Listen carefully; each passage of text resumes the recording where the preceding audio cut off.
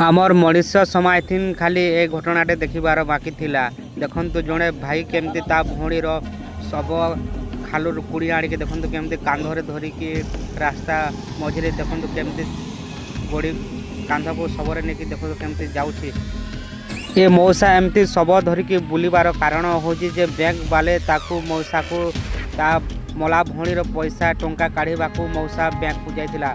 Bank वाले ताकू मौसा को प्रमाण देखाइबाकू कहले तो भौणी मरीछि कि बंची तो आमे जानिनु तो आमको प्रमाण आनिकी देखा बोल पुलिस वाले मौसा को कहले।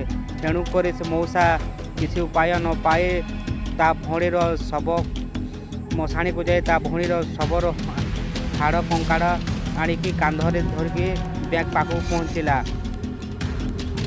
तो पुलिस माने भी से मौसा उपरे देखंतु केमती रागुछंती और से मौसा को देखंतु केमती गाली गुलज करूछंती। मौसार भूल कौन थिला? बैंक कर्मचारी माने तांको ता भौणीर मला प्रमाण पत्र मागिले से मौसा कौन करथांता किसी उपाय न पाए देखंतु से मौसा ता भौणीर शव को धर केमती बैंक सामने छिड़ा है। देखंतु पुलिस भाई जन कौन केमती रागुछंती आ देखंतु बैंक माने भी केमती ताकू रागुछंती।